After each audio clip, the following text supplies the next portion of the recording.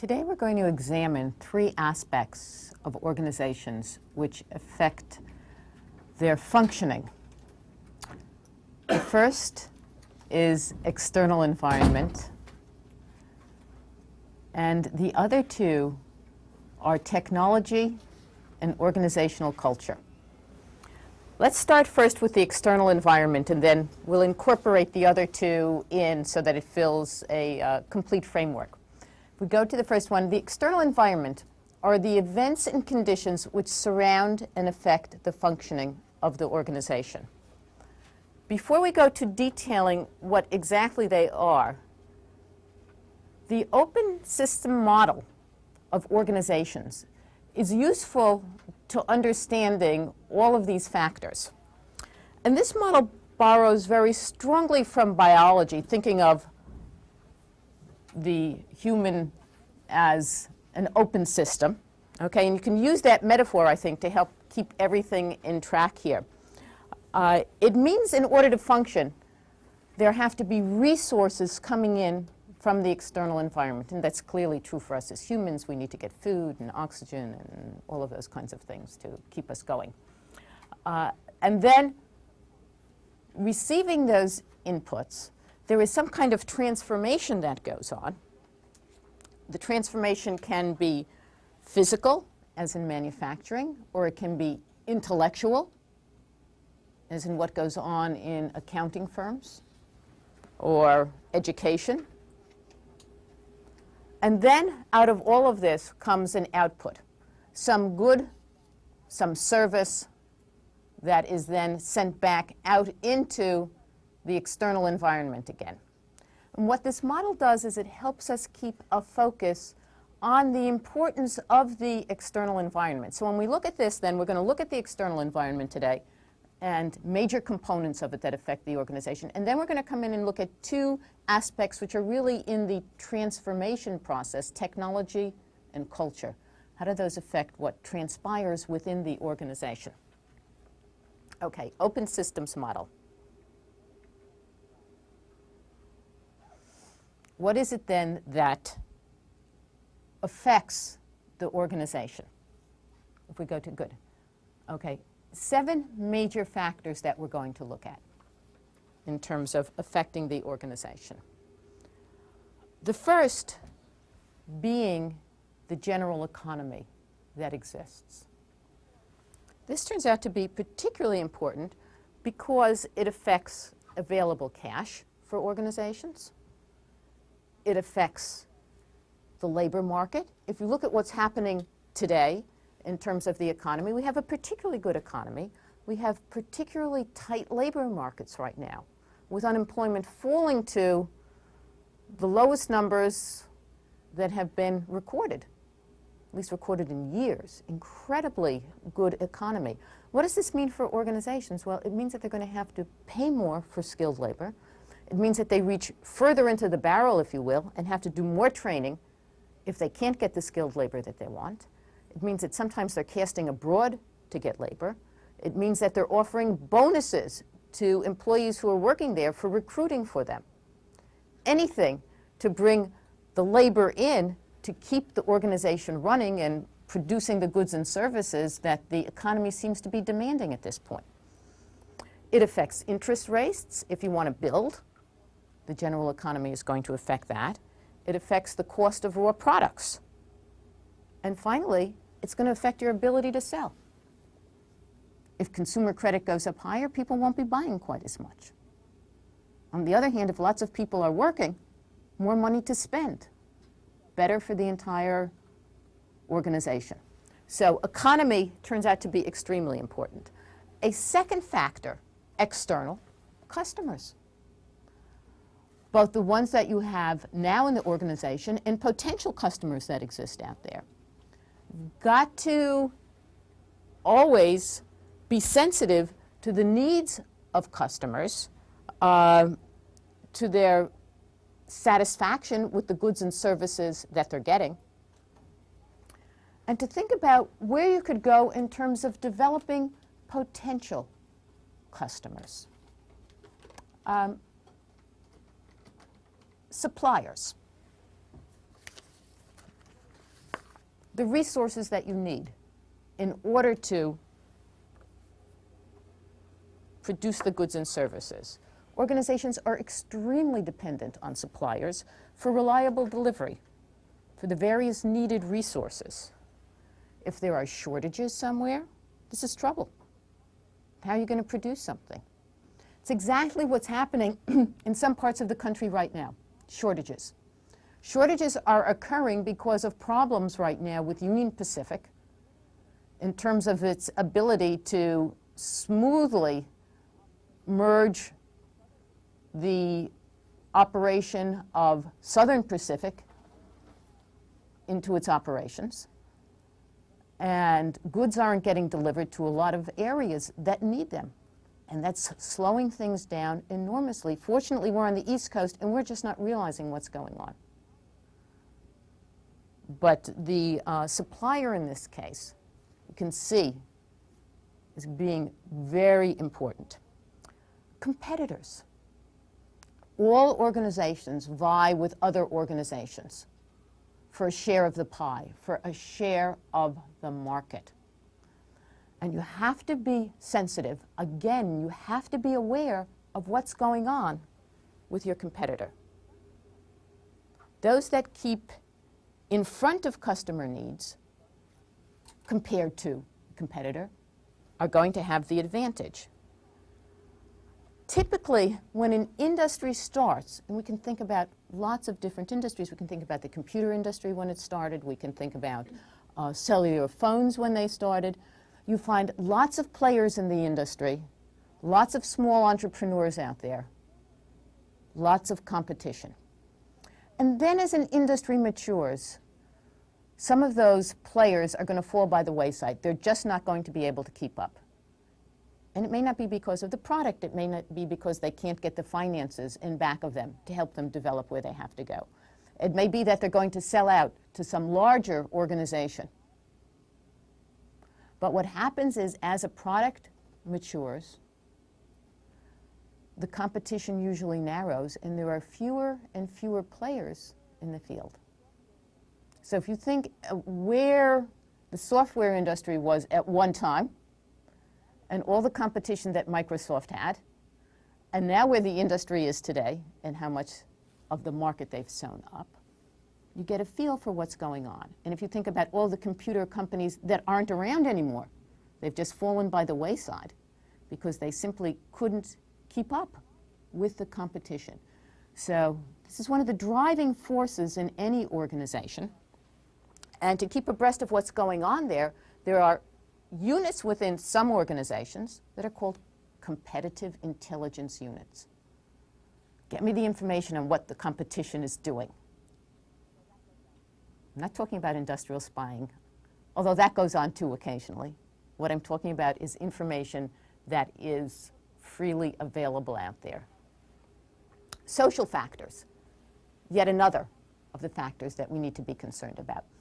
Social factors really deal with changes in values that go on in the broader community and in the country as a whole. So one of the examples we can turn to in terms of changes in values that would be a social factor is the concern that seems to be prevalent right now with the environment. People want to buy products that are environmentally safe in terms of disposing of them. People want to buy tuna where the company asserts and attests to the fact that their methods of catching doesn't include catching dolphins along with it. And so we're concerned with endangered species. Anytime a highway has to be built, you have to look at the environmental impact statement to make sure that you're not doing damage to something. We look to see how products were made. Were they made with recycled products? And this is something that's,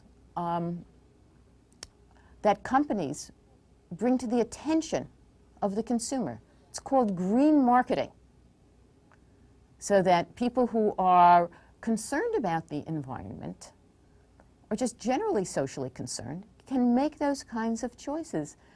In the financial area, if you want to invest in a mutual fund and you're concerned with the types of companies you might be investing in, you want to make sure that your mutual fund isn't going into any tobacco companies, you can invest in the socially responsible mutual funds.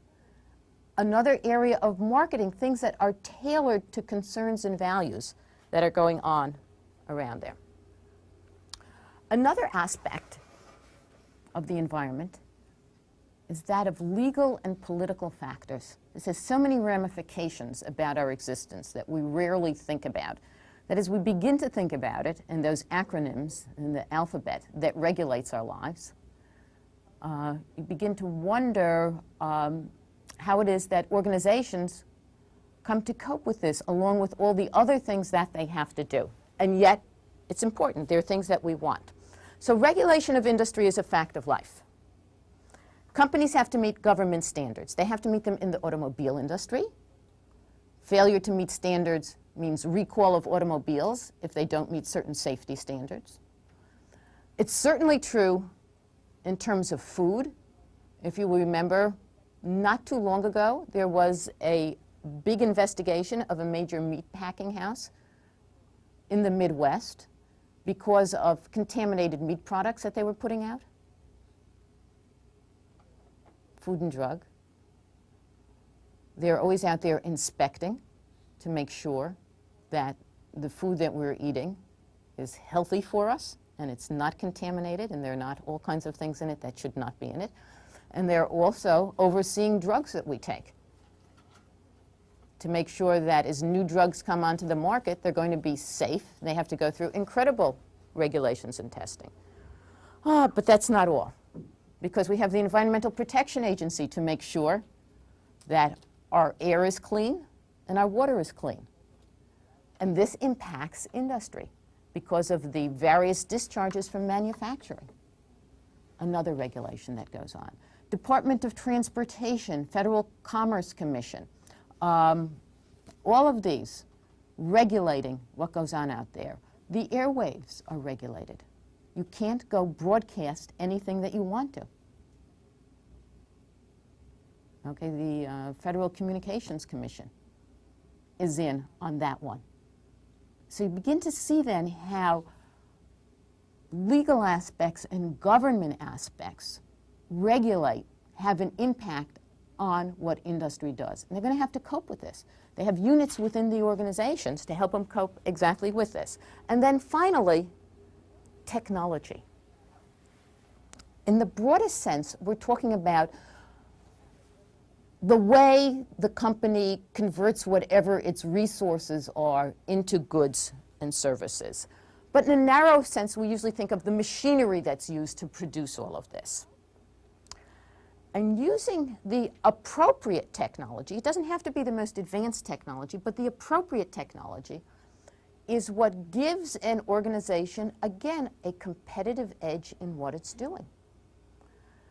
Bringing in technology that's more advanced than can be used isn't going to give an organization any kind of competitive edge. Failure to change leaves industries ultimately behind. There is an entire industry in the US which essentially has almost disappeared because of failure to put resources back into the industry to bring it up to the level it needed in terms of technology. And I'm talking about the steel industry. At one time, if you went through the Midwest, you would see in Youngstown, Ohio, and in other parts, huge steel plants in Buffalo, in Pittsburgh. They're not there anymore. They're not there because other countries had to, in part because of World War II and the loss of the industry to war, had to update the industries. But in the US, there was sort of a, well, we were way ahead of the game. We weren't looking at the competition. And now we've lost out. And most of our steel is imported. But there are newer and smaller companies out there that are very flexible and very automated that are thriving in the steel industry. So there is room for it to come back. So technology turns out to be very important. Technology turns out to be important in education. But the notion of just tossing computers into the classroom without knowing how to use them and without having the applications that are good for using them doesn't help at all. So the notion of, just the most advanced technology, no. The technology that makes sense for the company.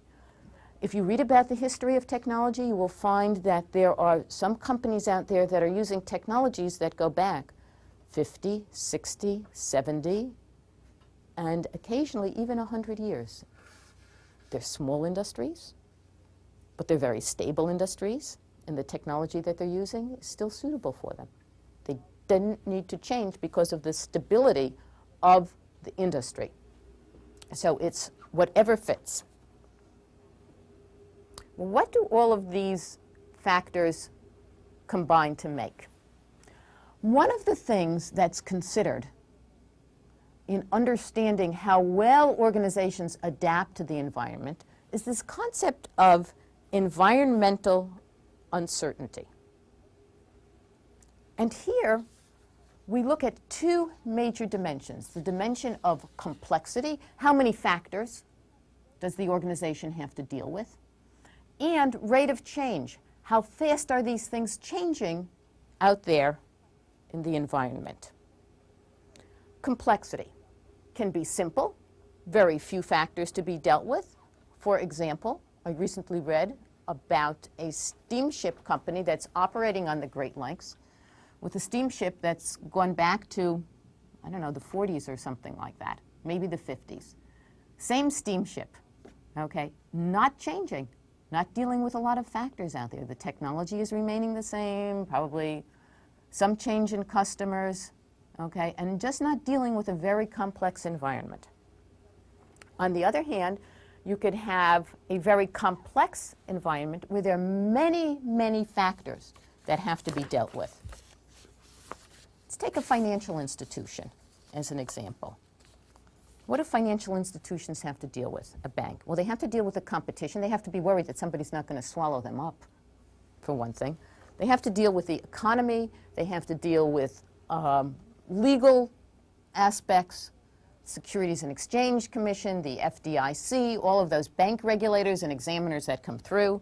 They have to deal with political situations because sometimes the politics, who's in office, makes it easier for them to expand.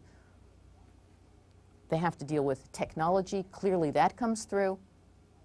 Where are you going to put all of those automated teller machines? Are you going to put automated teller machines in? So that becomes a fairly complex type of environment that financial institutions operate in. So one dimension. Now the other dimension, rate of change, can go from static at one end, not too much change, to dynamic at the other end, in which it feels as if it's perpetual change. Relatively slow change. Maybe a local newspaper.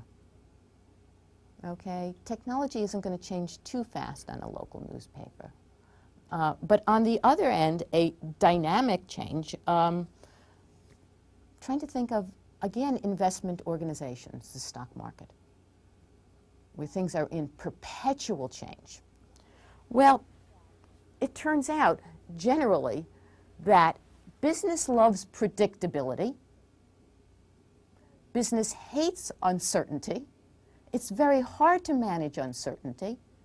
In an uncertain environment, you're running an investment firm. And we certainly have seen uncertainty there with the gyrations of the stock market recently. What are you going to tell your investors? How are you going to advise your investors? What are you going to tell them to buy? I mean, you tell them one thing, and the next thing you know, the floor is falling out on it. So predictability is liked. And organizations then need to find some way to manage all of this uncertainty. How do they go about doing it? Well, 4 major ways of doing it. Organizational structure as a way of managing the environment. What does this mean in terms of organizational structure? Put in units, put in departments that can get the critical information for you that help you reduce the uncertainty. I already talked before about competitive intelligence. Very often this might mean setting up a corporate library that's getting information for the people in the organization. And you find this frequently happening in financial institutions. You certainly find it in news organizations, which need to have this. They're going to need background because they're working in a very unpredictable environment. And you never know what story is going to break. And so you have to have a backlog of information that you can readily draw on in that unpredictable environment. Well, having that information available helps reduce the unpredictability of something. You find it in pharmaceuticals, where, again, a lot of information is needed. Or you put in some kind of forecasting unit as a way of trying to help you figure out what's going on. And again, banks use forecasters. In agriculture, obviously, forecasting becomes a very important business because agriculture lives and dies by what the climate is, and you need some kind of help in terms of preparation for it. And so they invest in their own private weather forecasting services to help reduce the uncertainty that goes on. One thing that can be done. Vertical integration. If there's uncertainty out there about suppliers in distribution, buy them up, bring them into the company. So what does the oil industry do? If you think about the oil industry, that is really a great example of vertical integration, because they're not only involved in prospecting, looking for oil, but they're involved in drilling, they're involved in refining, they're involved in the distribution of it, and finally the sales of it. So it's end to end, they're taking care of the whole thing. And they don't have to worry about necessarily where the supplies are because they've locked up supplies in a lot of areas. Vertical integration. Movie industry had been there for a while, but has split off on that. At one time, the people who made the movies also distributed the movies and also owned the movie houses. End-to-end, vertical integration. Mergers and acquisitions as a way of trying to control your environment. It's too competitive out there. First Union Bank is acquiring core states. And we've seen this go on in the banking industry now for quite a while. All of those local banks seem to be disappearing on us. And if you look at what First Union is composed of, there are probably about 7 banks that went into that. I'm throwing a figure off the top of my head. I don't know about the Union, but the first part came out of First Fidelity, which was Fidelity Bank in New Jersey, and First something else in New Jersey, and we can keep backing off on those too. So you look at the bank mergers that go on. Before that, about 2 years ago or 3 years ago, we saw all of the mergers that went on in terms of news and entertainment. Disney acquiring ABC. Time Warner acquiring Turner Broadcasting. Again, as a way of trying to control the competition out there in the field. So, mergers and acquisitions. And finally, strategic alliances. For a period of time, join with your competition if you need to, in order to get the resources that you need. You don't need to compete with them all over the world. And the automobile industry is, again, an excellent example of strategic alliances. But we'll pick up a few others besides the automobile industry. General Motors knew that it had to develop a car that could compete with some of the things Toyota was putting out. They formed this strategic alliance with Toyota out in California and started manufacturing a car out there, which is essentially operated with Toyota. And they produce a car under a different name that looks very much like the Toyota Corolla, the Geo Prism, essentially the same car, a strategic alliance. If you go to Edison, New Jersey, off the same assembly line as the Ford trucks comes a Mazda truck, a strategic alliance. Doesn't pay for Mazda to manufacture here. But they set up an alliance with Ford to do it. And of course, we do the same things in other countries as well. The other strategic alliances that you see set up in a fairly precarious, or sometimes precarious area, is the oil industry. It's precarious because we rely on about 50% of what we use to come in from foreign countries. The Middle East is a huge producer, but the Middle East is politically unstable. Fortunately, we're not relying on the most unstable of the countries there for oil, and we get a lot of oil from Venezuela and Mexico as well. So, we have right now problems relating to Iraq, political problems, but unlike France, which had relied on Iraq for a lot of oil, we weren't relying on Iraq for much oil, and so we could be politically somewhat more independent, but not so independent of some other countries there with which we engage in various, again, strategic alliances to get oil. So yet another technique for managing this environmental uncertainty. It started out by saying we were going to look at 3 areas. We've looked at environment. Now we're going to come inside the organization and take a look at technology. Not technology from the outside, but technology from the inside. Technology consists of the activities, the equipment, the knowledge necessary to transform the inputs into goods and services. In any one organization, there are multiple technologies in place. But what we're really referring to at this point is what is called the core technology of the organization, the major technology that's used for producing the goods or the service. And now we need to take a look at some of the dimensions of technology. And we're going to be using 2 models. The first of the model is one by Charles Perrow, in which he looks at 2 dimensions. I think I mentioned once before that management loves 2x2 contingency tables, matrices. And here is yet another one of these 2x2s. The first dimension has to do with how routine is the task. How many exceptions are there to the task? How repetitive is the task? If the transformation process is standardized, then it's routine, like an assembly line. If the transformation process is varied, as in an R&D laboratory, then it is non-routine.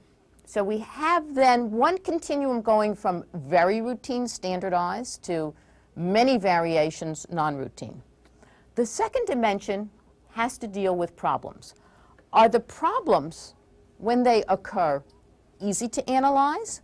Or are the problems, when they occur, very difficult to analyze? As difficulty increases, again, the whole process becomes, the whole technology becomes less routine. Putting these together, there are 4 different types of technologies that Perrow specifies. And we can go into any organization and then by looking at the tasks and the problems, figure out what is the appropriate type of organization for the technology that's employed. A routine technology. Routine technology means that there are a few exceptions, it's standardized, and that the problems are easy to analyze. McDonald's, an assembly line. Typical of routine types of technology. If there are few exceptions, but the problems become more difficult to analyze, then we're dealing with a craft technology. There's kind of a standard approach to what you're doing, but you have to now deal with problems on an individualized type of basis. becomes more complicated. What fits in here? Well, perhaps things like tool and die makers, or even accountants could fit into this classification.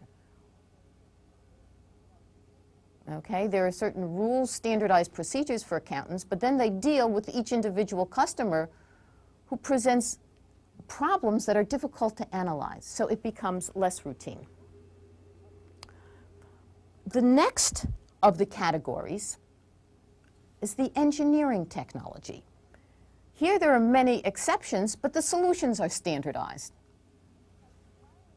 Okay? If I could borrow an analogy from medicine, it's as if the patient is coming in with, patients are coming in with many different types of problems, and the solution is take 2 aspirins and call me in the morning. A standardized solution to what's going on. So customers bring in to the engineering type of technology, you can think of a large engineering firm or an architecture firm, if you want to, specialized types of problems, but there is a standardized solution to it. You don't have to have lots of different solutions. So you need to build a particular bridge in an area, and you can customize the bridge to a certain extent, but it's off a standard base, engineering technologies. And finally, when you get to non-routine technologies, and the example here is always the research laboratory, but you could use an emergency room as well in a hospital. There are lots of exceptions. The problems that come in that are being faced are individualized, and each one is difficult to analyze. There's no clear-cut solution that you can apply to it. One of the types of technologies, we're going to put this aside for a moment before we consider some of the solutions that come up in terms of organization, and go to the next typology, Thompson. Thompson didn't look at the tasks. Thompson looked at how the tasks connected to each other. Interdependence becomes the important term here. And to the extent that tasks are technologically interdependent, there has to be a lot of coordination and integration, then one unit is relying on another unit for information and for resources. You can't get the job done where tasks are technologically interdependent without some kind of input from another unit. It means that, again, the solution to the organizational structure will be different than if there is low interdependence. And Thompson specifies what he thinks are 3 different types of technologies. A mediating technology. Here things are kind of joined together, but basically units are independent of each other. And he talked about a pooled type of interdependence. A bank is a good example of a mediating technology because a bank brings together depositors, people who want to earn interest on their money, with borrowers, people who need to borrow money to whom they charge interest. It mediates between the two. An employment agency mediates between people who want jobs and organizations that have jobs that need to be filled. Real estate agencies mediate between people who have houses to sell and people who want to buy houses. Okay, so when you have this kind of mediating technology, people can operate somewhat independently in the organization. There's not too much demand for resources from other people in the organization, although there is some generalized information that's needed. There's not an awful lot of technological interdependence between the units here. If you're a real estate agent, you need to know what the listings are, but you don't need to constantly check back with all the other real estate agents.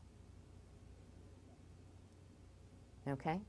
So, mediating. The next type of technology, sequential, long link technology, uses a sequential type of interdependence. Here, one unit is reliant on the unit that's adjacent to it for resources, an assembly line. One unit can't complete the task until something moves over from another unit. So there is a certain amount of interdependence here. You have to get that resource in order to do your operation. If you don't have it, you've got a bottleneck. Things come to a halt. Again, the solution to the type of integration and coordination is still fairly standardized in this. And then we get to the last and the most complex of the technologies, which is an intensive technology. Here, all of the units need resources and information from every other unit in order to get the job done. As luck would have it, we have a wonderful example of this reciprocal interdependence that just happened 2 days ago in Des Moines, Iowa. The birth of septuplets. I don't know if any of you have been following this, the McCoy septuplets. Quite an event. I think it's only the second time that they've all been born alive that we have on record. 4 girls, 3 boys. And the smallest of these 7 is 2 pounds and maybe an ounce or 2. That's very large for a septuplet. There were about 40 people in the delivery room to carry this off. Okay, you can just imagine what it must have been like. In the regular delivery room for normal birth, you've got, well, probably about 4 or 5 people. Now you've got 7 in a cesarean section. Okay, very complex. Everybody had to be working with everybody else to carry this off. And amazing. Okay, but you get the feel for everybody needs to be there and trade information back and forth with other people and talk to other people. Very intensive in terms of the type of technology. And people need to engage in what is called mutual adjustment. Mutual adjustment in terms of coordination means that things are happening so quickly, you don't have time to rely on a standardized form. You don't have time to go to a manager. You've got to turn around to the person and say, what's happening? So you know what to do. Or you've got to read, if it were in this case, the telemetry that's up there to get the information. Mutual adjustment. You're dealing on the spot with somebody and adjusting. Football teams, another example in which there is reciprocal task interdependence of the various people who are actually on the team. Things are always changing. Things are in flux. And you've got to quickly get the information to other people. Okay? Or survey the scene and make sure that you're getting the information that you need from the environment itself to deal with the quick changes that are going on. Okay, so different types of tasks. How do organizations cope with different types of technologies? Okay, we're skipping ahead a little bit. According to Perot, routine technologies call for mechanistic structures, non-routine for organic structures. So you structure the organization to the technology. Analyze the tasks, use the technology. According to Thompson, it tells you what type of coordination and integration you need to have. You can use fairly standardized types of communication for a mediating and a long link type of technology, either standardized or hierarchy of authority, managerial levels. But you need mutual adjustment when it comes to an intensive technology. Now, what you will find if we use a hospital as an example, that there are lots of different technologies that are operating at any one time. And so in a hospital, you can have technologies which are pooled at one point, somewhat mediated at another point, and intensive, we already looked at the intensive, at another point. All operating, and you can adjust the technologies to the various different units or areas of an organization. Doesn't have to be a standard one for the entire organization. Where this all brings us to today, with the availability of computers, is the need to talk a little bit about advanced information technology and how that affects organizations. And here we're talking about the accumulation, the storage, the processing, and the transmission of data made possible by computers. Information technology is flexible. It gives the organization discretion about how to arrange work. It can be used to enrich jobs. It can be used to de-skill jobs. It's flexible. It can go either way. Okay? And so how it's used in the organization depends on the strategy of the organization. I'm going to look at it in two areas, in manufacturing and in offices. How does it fit in? In manufacturing, the two major areas in utilization, or where we see it, is computer-aided design and computer-aided manufacturing, known as CAD/CAM, and in computer-integrated manufacturing, sometimes known as flexible manufacturing systems. Two areas. I wish we could take a walk across the hallway and go onto the factory floor and take a look at some of what's going on, but just very brief introduction to CAD/CAM and computer-integrated manufacturing. CAD/CAM is essentially designing on the computer. You're doing your graphics there. Okay, but you're not just designing on the computer. It allows you to rotate the design on the computer and look at it from different angles. It allows you to zoom in and zoom out. But that's not all. You have kinematics. So now you can take this unit that you've designed and add motion to it.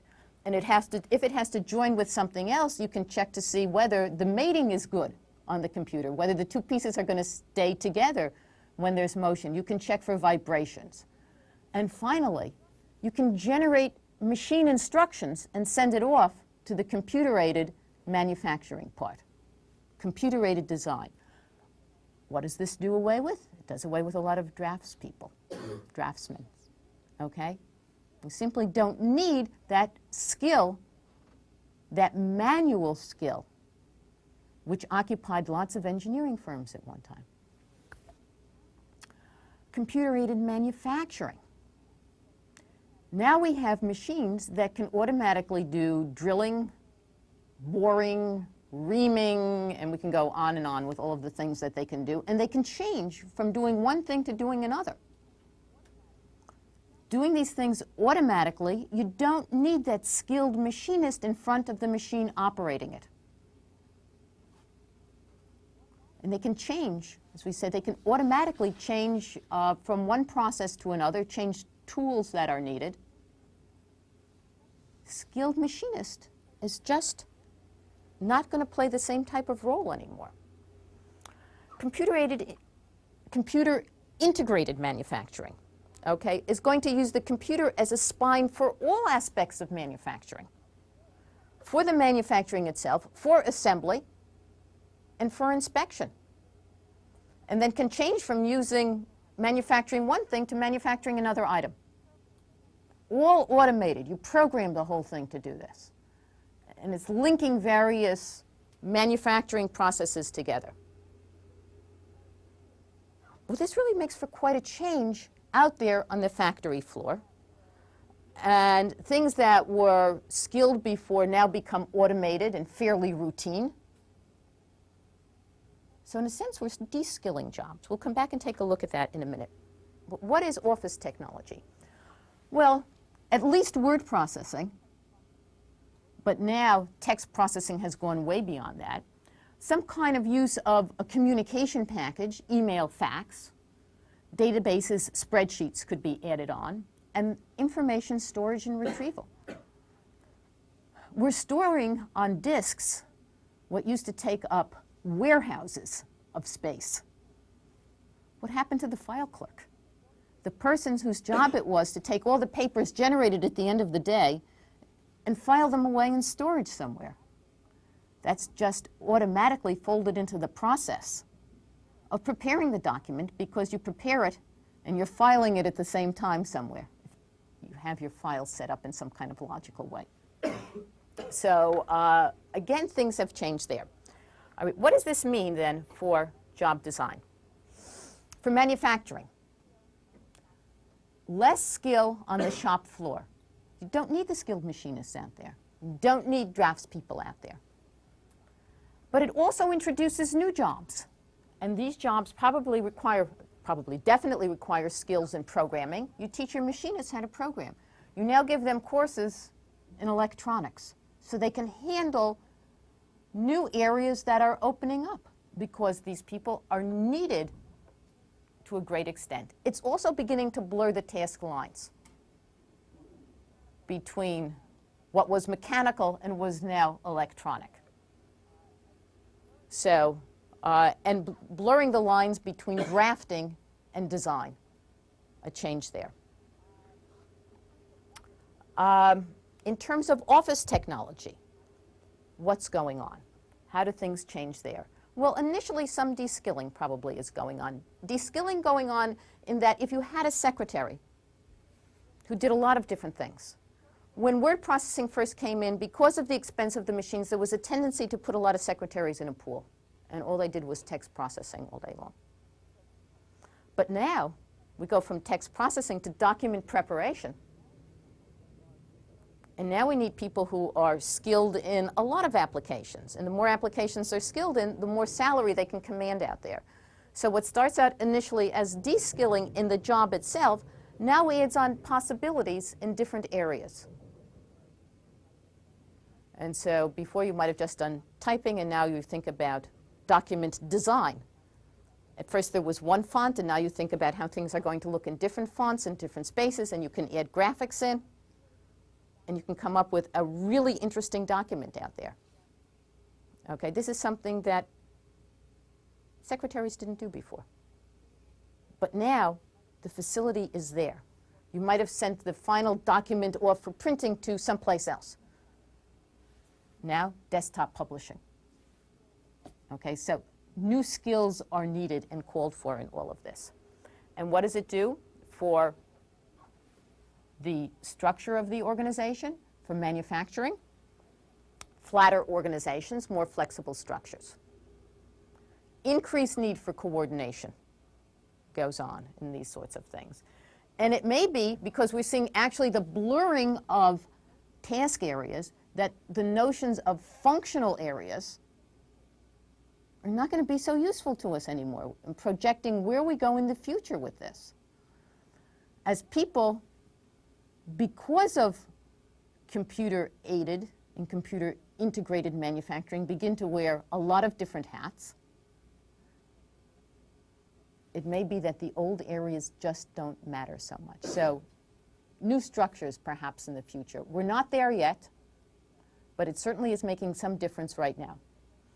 Office technology, again, flatter, because all of these organizations, with the advent of the computer, allows people to do their jobs faster, better, with fewer people. So flatter and more decentralized offices, the effect on job design. Technology, big impact. And we have yet the last dimension which we need to consider. Organizational culture. The cognitive framework of attitudes, values, norms, and expectations shared by members of the organization. If technology is something that you can reach out and touch, culture surely is not. It is one of those intangibles that exists out there, and yet it has an impact on how things are done in the organization. Let's look at some of the dimensions of culture, ways that we can differentiate various organizations. One of the dimensions is innovativeness, and this is the value that an organization attaches to being creative and to being innovative. Some organizations want things done in a standardized way. Tradition is valued. Other organizations value creativity. The difference in culture. Another is stability. How much change is valued? How much risk is valued in the organizations? Some organizations are going to value taking gambles, educated gambles, but gambles and risks, and others, no. Very conservative in approach. And you find, looking at some investment houses, here's clearly a way that we can distinguish things. But you can also distinguish it sometimes in retail establishments as well. You walk into one establishment and it feels the way, it's been that way since, you know, you were a little kid. Nothing has changed there. And others are much more innovative and are doing lots of different things. People orientation. To what extent is value attached to fair treatment of people, and to what extent is value attached to being supportive of people? People orientation, again, can run the range. Results orientation. How achievement-oriented is this organization? We'll pick up on that when we talk about symbols. Informality. How easygoing is the organization? Is it a buttoned-up organization? Not too much joking around? Everybody wears the buttoned-up suits? No dress-down Fridays? Okay, or is there a lot of informality in the organization? So people don't mind if you come in your jeans and sweatshirt in terms of working there. Conscientiousness, the value attached to attention to detail in an organization. They're going to be on your back all the time because you haven't dotted your I's and crossed your T's. Some, again, are more relaxed about this, and others focus on this. And some organizations, maybe you have to focus on it because detail makes the difference. And collaborativeness, how team-oriented is an organization. So we can look at these values and distinguish organizations. Having been able to distinguish them and knowing that there are real differences in working from one organization to another, how is this culture transmitted? Through symbols and slogans. Quality is job one. Progress is our most important product. IBM is Big Blue. Okay, the various logos that are attached out there, and organizations spend a lot of money on their logos. The golden arches are so visible, and people immediately key on the golden arches when they're on the highway and traveling and know exactly what it is, and know that when you go there, they know what they're going to get. That logo stands for something. Stories. This is how it used to be in the old days, and there are stories that evolve in various organizations. Ceremonies, special events that go on in organizations to celebrate certain corporate values. One of the hospitals that, I'm not exactly sure what the status is, in Newark, because it has been taken over by St. Barnabas, but I think it still goes by Beth Israel. When you go in there to get a feeling of the culture of the organization, they talk about being a member of the Beth family. It says something about there in terms of people orientation and in terms of integrating people into feeling very loyal to the organization. An example of culture. Mission statements, actual statements that tell you what the values and the orientation of the organization is. Sometimes principles are there for people to read. And of course, you learn the culture the same way that you learn norms, through social learning. We absorb it by watching what goes on in an organization and watching what people value and what people do. So a number of ways. What is the impact of all of this on the organization? The first distinction that we have to make is between strong and weak cultures. Strong cultures are cultures where everyone can agree about that aspect of the culture. Everyone agrees that the organization places value on innovation, or everyone agrees that the organization is person-oriented, or everyone agrees that it's achievement-oriented. Strong cultures obviously are going to have more of an effect than weak cultures, because when people can't agree as to what the value is, then what kind of an impact does it have? None. Very little. And the impact somehow affects the behavior of people in the organization and choices that they make. If an organization is achievement-oriented, if you walk into the lobby and you see on the hallways of the lobby all of the various awards that the organization has won, if you walk into people's offices and they have their own little awards up, and they're talking about all of these things, the culture is clearly achievement-oriented. And there's a push to produce results that has an impact on the performance of people in the various units. It tells them how to set their priorities. What are the things that they should focus on in the organization? Take a small example, and that is universities that focus on teaching versus universities that focus on research. The culture becomes really evident to people in the organization in terms of how they focus their priorities and where they're supposed to be spending their time. Now, at NJIT, of course, we focus on both, so we get excellence in both categories. Finally, person-organization fit, a relatively newer concept that exists out there. But the idea here is that people don't come into organizations as blank slates, but they bring with them their own sets of values. And how well they're going to succeed in an organization depends on the fit between the person's values in the organization and the values that already exist in the organization.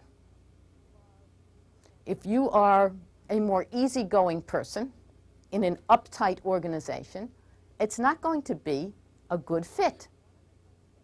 And one of the things that indeed the research indicates are those people whose values do fit with the organization tend to remain with the organization longer.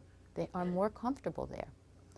So one of the things that you need to consider as you're going out there and you're engaging in job searches is finding out something about the culture of the organization and how that culture is a match for your own values, so that you wind up in an organization where you're feeling comfortable, where you're feeling that you can continue to progress there. Another aspect of culture which gets reflected is that of ethics, and yet something else that you need to ask yourself, a very important question. Are you going to be pressured by the organization to engage in certain things that are going to leave you feeling as if you can't look at yourself the next morning in the mirror? Are they going to cut corners on things? To the extent that you can find out about something like that, again, a match. And so, we've examined environments, we've examined technology, we've examined culture. We've looked at person-organization fits. One of the things that makes for stress in an organization is poor organization, person fit, and next time we take a look at conflict, stress, and its resolution.